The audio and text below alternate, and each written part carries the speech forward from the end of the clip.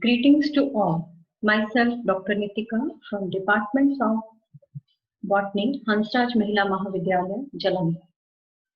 Today, we will discuss about the response of plants to water stress.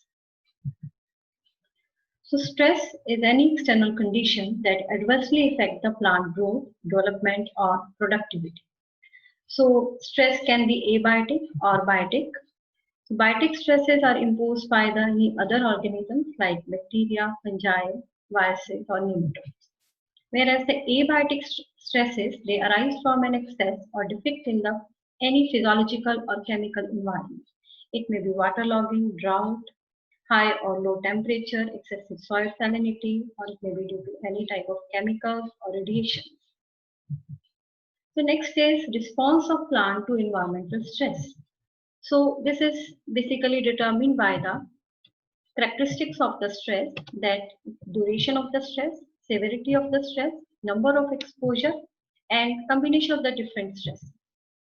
Further, it is determined by the characteristics of the plant, which include the organ or the tissue which is exposed to that particular type of stress, and in which stage of development of plant is exposed to the stress, and genotype of the stress.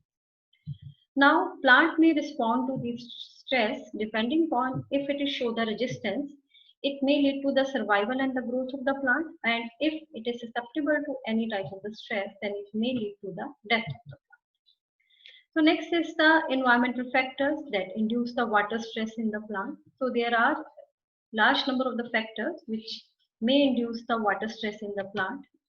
That may include the drought or a high salt concentration, which may lead to the condition of physiological drought, or low temperature, or transient loss of the turgor at midday. Now, all these type of the stresses which lead to the water, you can say water stress, will ultimately lead to the excessive production of the reactive oxygen species, which result in the oxidative stress.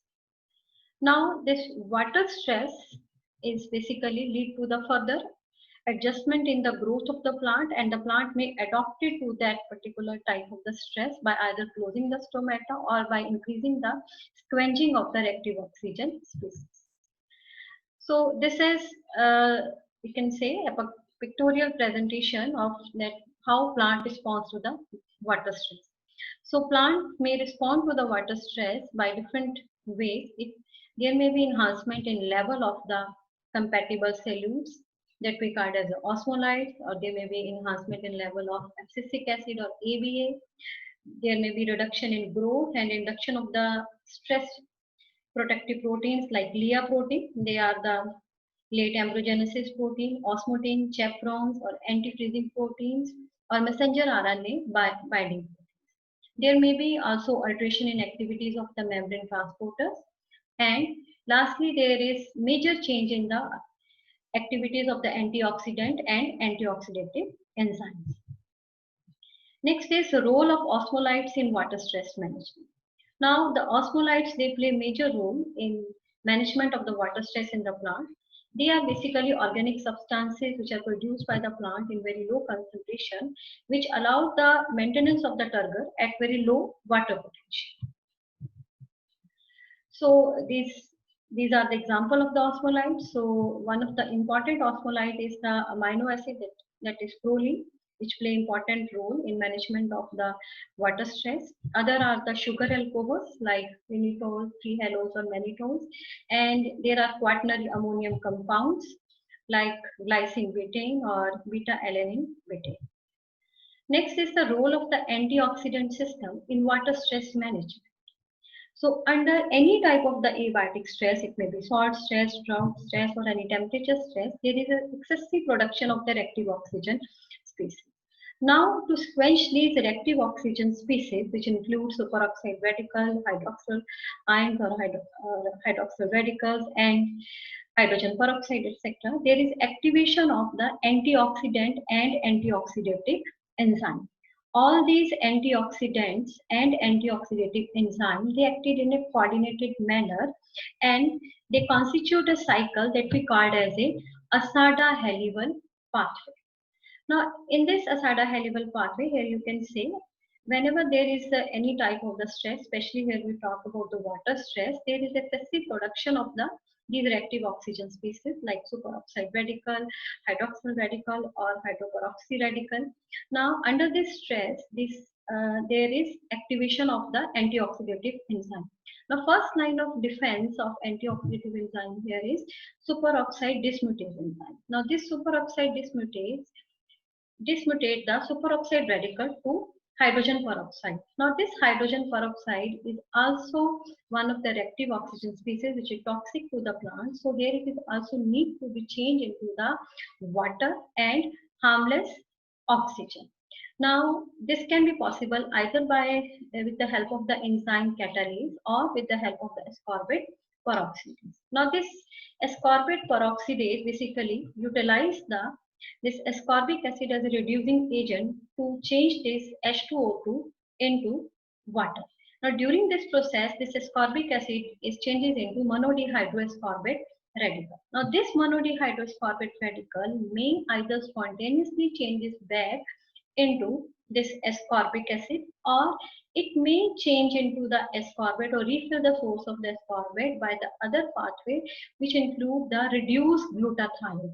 And this whole cycle of this ascorbate and reduced glutathione, which involves this enzyme like monodihydroascorbate reductase, dihydroascorbate reductase, and glutathione reductase, they constitute the ascorbate glutathione cycle, which help to refill the source of the ascorbate, which can be utilized again and again to change this H2O2 into water.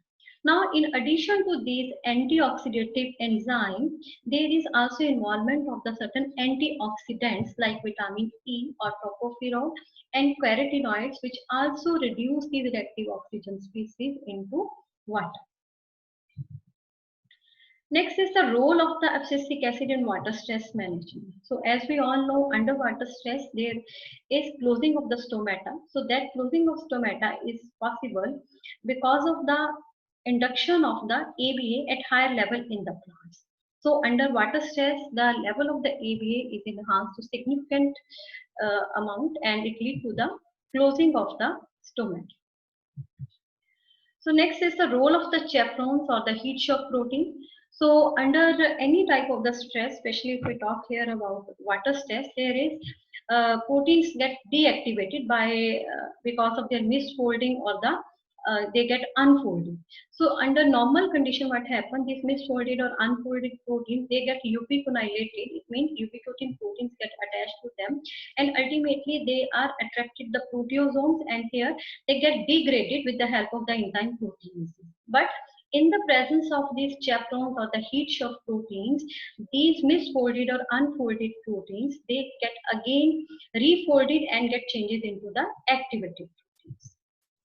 Next is the role of the LEA proteins or late embryogenesis abundant protein. So these proteins also suppress the aggregation of the proteins during dehydration and the salt stress. And in the process of the dehydration, usually these LEA proteins, they form the coil structure of the alpha helix. So water stress adversely impacts the many aspects of the plant, especially the photosynthetic capacity, their photosynthetic capacity as well as their antioxidant capacities also get reduced. So if we understand these complex physiological and biochemical adaptations which are utilized by the plant to ameliorate this impact of the water stress on the plant, that can be utilized to improve this plant stress tolerance using certain biotechnology techniques while maintaining the yield and quality of the crops. So that's all. Thank you.